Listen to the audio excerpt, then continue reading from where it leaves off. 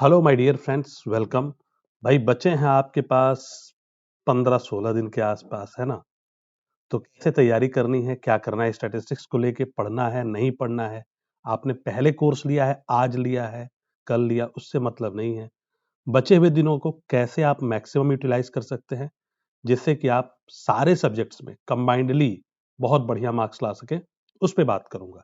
सीधे स्टार्ट करता हूं, ठीक है? कैसे पढ़ना है आपको। तो देखिए, आज की बात मैं करूं, आज से जितने भी दिन आपके पास बचे हैं, अगर डेली आप बहुत मेहनत करते हो तो भी ये नहीं कर पाओगे कि एक एडिशनल क्वेश्चन मैथ्स का और सही हो जाए, है ना?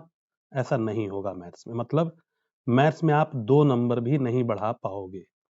मैथ्स में आपकी जो कंडीशन है वो समझिए कि इंडिया के टॉप बैट्समैन जैसी है। मतलब मतलब ये है कि यार अब प्रैक्टिस सिर्फ इसलिए करनी है कि वो रिदम बना रहे, वो शार्पनेस आंखों की बनी रहे, जिससे कि जब आपको क्वेश्चन दिखे तो ज्यादा टाइम ना लगे। ठीक है? तो मैथ्स में आप नंबर नहीं बढ़ाने वाले यहां से। ठीक? राइट। अब आता हूं, मैं बात करता हूं इंग्लिश की। इंग्लिश में आपने बहुत मेहनत की, ठीक, पढ़ते रहे, तो शायद ऐसा हो सकता है कि कोई एक एंटोनिम सिनोनिम या समझिए कि कोई स्पॉटिंग एरर आप एडिशनल कर लें। अब आज से पढ़ने की वजह से जितना कर रहे हैं उतना ही कर रहे हैं आज तक आप, है ना? उससे ज्यादा करने में शायद 2 नंबर आपको यहां भी एक्स्ट्रा मिल जाए। इसकी गुंजाइश बन सकती है, एक एंटोनिम सिनोनिम एक्स्ट्रा सही कर लें या एक वन वर्ड सब्स्टिट्यूशन वगैरह कुछ कर लें। ठीक? राइट। या स्पॉटिंग एरर वगैरह।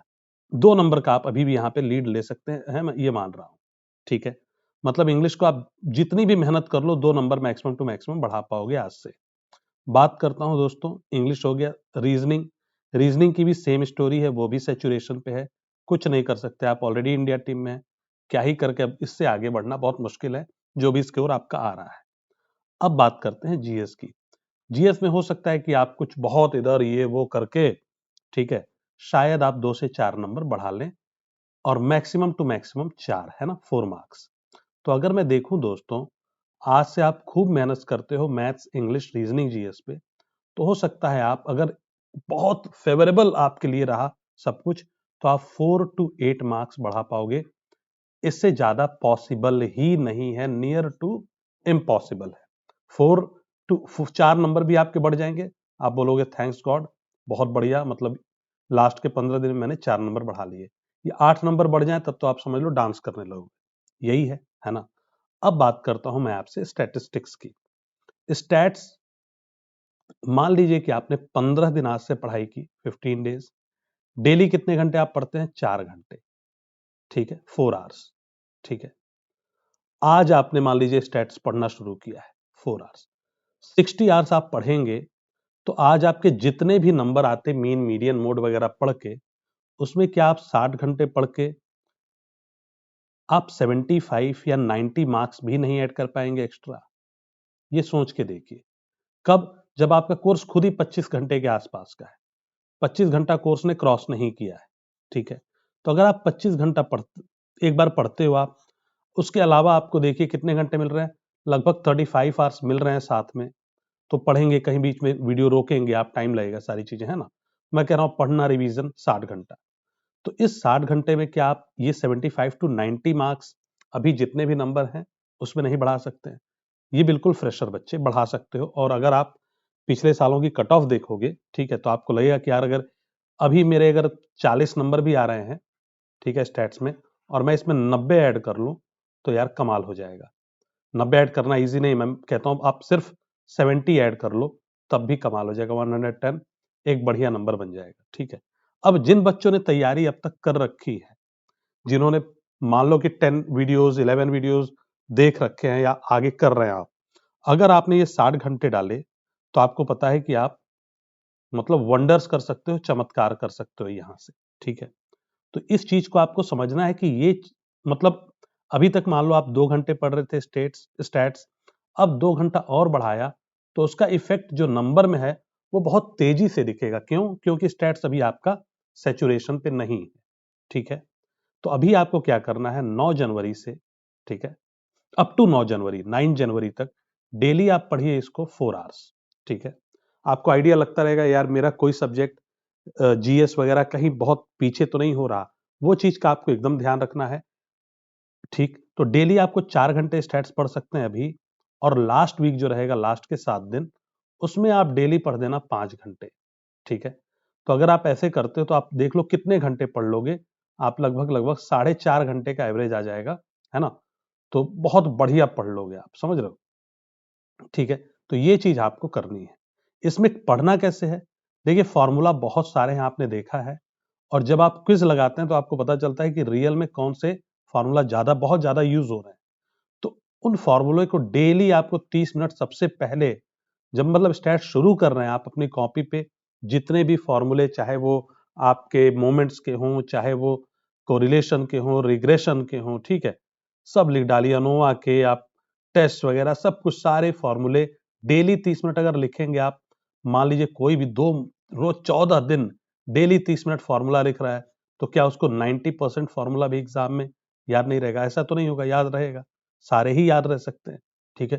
तो इसको लिख के बहुत अच्छे से प्रैक्टिस कर डालिए। इसके अलावा डेली आपको 1 से 1.5 घंटा, जो आप 4 घंटा पढ़ेंगे, उसमें आधे घंटा आप फॉर्मूला के लिए निकाल दीजिए, और 1 से 1.5 घंटा डेली आपको क्विज प्रैक्टिस करनी है। स्पेशली वो बच्चे जो पहले से तैयारी कर रहे हैं, जो अभी शुरू कर रहे हैं, पहले वो कुछ वीडियोस, जैसे वीडियो खत्म करेंगे क्विज करेंगे, फिर वीडियो, फिर क्विज।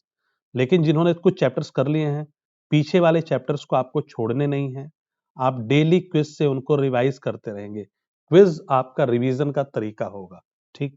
अगर आप ये काम करते रहेंगे तो बहुत अच्छे नंबर आपके डेफिनेटली आएंगे, ठीक है? अब बात करता हूं तो भैया बाकी सब्जेक्ट्स वो थोड़े कॉम्प्रोमाइजिंग हो गए, तो देखो यार, उनको कॉम्प्रोमाइज मत होने दो, उनके लिए एक फुल लेंथ मॉक आप लगाते रहो डेली। और जहां आपको थोड़ा भी मतलब लगता है यार मुझे नहीं, इस वाले में सेक्शनल मॉक की जरूरत है, तो वो सेक्शनल मॉक्स आप उस पर्टिकुलर सब्जेक्ट का डेली लगाते रहो, ठीक है? थोड़ी बहुत जहां भी रिवीजन की जरूरत लगती है, जैसे यार मेंसुरेशन क्वेश्चन में ज्यादा टाइम लग रहा है, ज्योमेट्री में कहीं भी लग रहा है, उसके सारे फॉर्मूले की प्रैक्टिस, 50-100 क्वेश्चन की प्रैक्टिस, वो साथ साथ आपकी चलती रहनी चाहिए, ठीक है? राइट, वो करते रहिए, उनको कहीं से भी कमजोर नहीं होने देना है। मतलब जो बचे हुए दिन है, उनमें एक भी नंबर उनमें कम, इसकी वजह से कम नहीं होना चाहिए, एक बात। लेकिन इसको भी डेली 4 घंटा इस हफ्ते, और 5 घंटा अगले 7 दिन देना है आपको, ठीक? राइट, आगे चलते हैं। अब बच्चे पूछते हैं भैया कौन सा चैप्टर छोड़ दें और कौन सा कर लें? तो अब पहला चैप्टर देखो, जिससे लगभग 5 क्वेश्चन हर साल, यानी कि 10 नंबर पूछा गया। छोटा सा चैप्टर है यार, 1 घंटे का में एक्सप्लेन किया मैंने। तो इसमें अगर आप अच्छे नंबर थ्योरेटिकल चैप्टर से स्कोर कर सकते हो, तो इसे आपको क्यों छोड़ना चाहिए? 10 नंबर दे रहा है ना यार आपको, बिना ज्यादा मेहनत कराए, ठीक है? उसके बाद measures of central tendency, mean median mode पढ़ाई हुआ है थोड़ा बहुत, और एसएससी के लिए पढ़ा होगा तो ठीक से भी पढ़ा होगा, mean median mode at least. Percentile, quartile, decyl, ये ऐड हो जाते हैं, ठीक? ये कर लिया यार, तो ये 20 नंबर के आसपास की आस तो रहेगी आपको, बात समझो। नहीं छोड़ सकते भाई, कैसे छोड़ दे? मेजर्स ऑफ डिस्पर्शन, इजी है एरिया ये भी, इसमें भी वही मीन मीडियन मोड से इस आपका स्टैंडर्ड डेविएशन, मीन डेविएशन वगैरह की बात करते हैं आप, है ना? राइट, क्वार्टाइल डेविएशन वगैरह की 12 नंबर देगा आपको, और 12 भी दे सकता है, और यहां देखो ना यार 18 भी दे सकता है। 12 से 18 नंबर का वेटेज, तो देख लो आप क्या ये छोड़ना चाहोगे? मोमेंट्स, स्क्यूनेस, कर्टोसिस, देख लो आप 16, 12, 16 ऐसे पूछे गए, 18 टू 32 मार्क्स, छोड़ सकते हैं? नहीं, ठीक? कोरिलेशन, रिग्रेशन 14 क्वेश्चन तक पूछे गए भाई, ठीक है? छोटा सा चैप्टर है, ठीक है? इसमें देखोगे जो शिफ्टिंग द ओरिजिन मैंने एक वीडियो कराया है आपको, उससे बहुत सारे क्वेश्चन कोरिलेशन रिग्रेशन के पूछे गए, ठीक है? तो इसको डेफिनेटली मत छोड़िए आप। तो ये आपको 18 टू 28 मार्क्स की आस दे सकता है, ठीक है? नहीं छोड़ सकते भाई, मैं तो नहीं छोड़ता। कैसे छोड़ दूं आप बताओ? टाइम सीरीज में थोड़ी देर के लिए छोड़ दूंगा, थोड़ी देर के लिए इंडेक्स नंबर रोक सकता हूं। इतना लेट हो गया क्यों? क्योंकि ये दो मुझे हाई डेंसिटी एरिया दिख रहा है। अब प्रोबेबिलिटी में इसमें भी दो बड़े मेजर डिवीजन हैं, तो एटलीस्ट प्रोबेबिलिटी थ्योरी जो आपकी पढ़ी हुई है, पीछे हर साल उससे क्वेश्चंस भी भर भर के पूछे जाते हैं, वो कर लेंगे आप, ठीक है? प्रोबेबिलिटी थ्योरी के नाम का चैप्टर। उसके बाद जो मैंने आपको पढ़ाया है random variable and probability distribution, उसको रोक सकते हैं। क्यों? क्योंकि वो एरिया जो है, right, random variable and probability distribution, वो थोड़ा सा टफ एरिया हो जाता है, टेक्निकल हो जाता है, जिसमें आप पॉइसन डिस्ट्रीब्यूशन, बाइनोमियल डिस्ट्रीब्यूशन वगैरह पढ़ते हैं, ठीक है? तो उसको आप रोक देंगे, ठीक, राइट। उसके बाद आप सीधे जाएंगे सैम्पलिंग थ्योरी पे। सैम्पलिंग थ्योरी बड़े आराम से आपसे हो जाएगी। स्टैटिस्टिकल इन्फरेंस पे आएंगे आप, वो करेंगे। और इसमें टेस्ट हैं, जेड टेस्ट, टी टेस्ट वगैरह, 4 टेस्ट हैं, 2 कराए हैं मैंने, 2 नहीं कराए। नहीं कराने का रीजन सिर्फ ये है कि यार क्वेश्चंस आपको ना फ्रीक्वेंटली दिखते नहीं, 10 साल उठाएंगे तो आपको 1 या 2 क्वेश्चंस मिलेंगे, ठीक, इसलिए उनको रोक दिया है। इसके बाद एनालिसिस ऑफ वेरिएंस, एक चैप्टर इसका नाम कट रहा है, एनालिसिस ऑफ वेरिएंस। आप देखेंगे इसकी क्विजेस आपको ढेर सारी आपके जो ऐप है उसमें कोर्स में दिखती है। रीजन, भैया ढेर सारे क्वेश्चन पूछे गए, तो कैसे छोड़ दें इसको हम? बात समझ रहे हो आप? 19 दूनी 38 नंबर यार, 22 दूनी 44, 44 38 से 44 मार्क्स के बीच का वेटेज है, इसको नहीं छोड़ सकते। बात समझ में आ गई? तो मतलब मेरा कहना यह है कि ये वाला एरिया मैं नहीं छोड़ूंगा यहां तक। बात समझ रहे हो आप? ठीक। और इसके बाद प्रोबेबिलिटी थ्योरी कर लूंगा, बाकी छोड़ दूंगा। और उसके बाद अनोवा वाला जो पूरा area, sampling theory, statistical inference, ठीक है, जिसको मैं टेस्टिंग हाइपोथेसिस वगैरह के नाम से मैंने तोड़ा हुआ है। तो टेस्टिंग हाइपोथेसिस आपको नहीं छोड़ना है, ठीक है। इसके अलावा मैंने जेड टेस्ट वगैरह आपको कराए हैं, उनको आपको फटाफट खींच के कर लेना है, ज्यादा उसमें नहीं घुसना, ठीक। एनालिसिस ऑफ वेरिएंस को बहुत ढंग से करना है। तो इतना तो आपको करना ही है मिनिमम। बात समझ में आ रही है? इसको रोक सकते हो आप थोड़ी देर के लिए, टाइम मिले तो छोड़ना मत, लालची बनना, इनको भी कर लेना, ठीक। नंबर्स देंगे आपको। हाँ, एक बार मैंने जैसे ही वीडियो देख ली, उसके बाद मैं क्विज पे आऊंगा, क्विज करूंगा। कहीं प्रॉब्लम रही तो अपनी थ्योरी पढ़ूंगा, वीडियो देखूंगा, अगर बहुत जरूरत पड़ी तो। नहीं पड़ी तो मैं आगे बढ़ूंगा अगले चैप्टर पे। लेकिन इसके क्विज से कभी भी ना नाता नहीं तोड़ूंगा। हर 2 दिन बाद मुझे क्विजेस सारी, जितने चैप्टर्स कर लिए, लगाते रहना, लगाते रहना, हर 2 दिन बाद क्विजेस रिपीट हो जानी चाहिए सारी। उससे क्या होगा, आपकी शार्पनेस बढ़ जाएगी, फटाफट आप उससे रिलेटेड जितने भी क्वेश्चंस दिखेंगे आप कर पाओगे, ठीक है। तो ये बहुत जरूरी है, क्विज का साथ नहीं छोड़ना चाहिए, वही रिवीजन का तरीका होना चाहिए, ठीक है।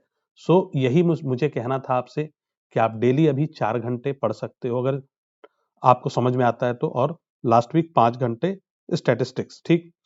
रिवीजन करनी है फॉर्मूले की बहुत बढ़िया से, डेली क्विज लगानी है।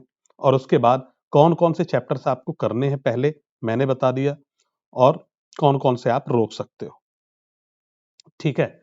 So with this my dear friend, छोटा सा कोर्स है, कर डालिए और अच्छे नंबर आएंगे। मैं इस वीडियो को यहीं खत्म करता हूं।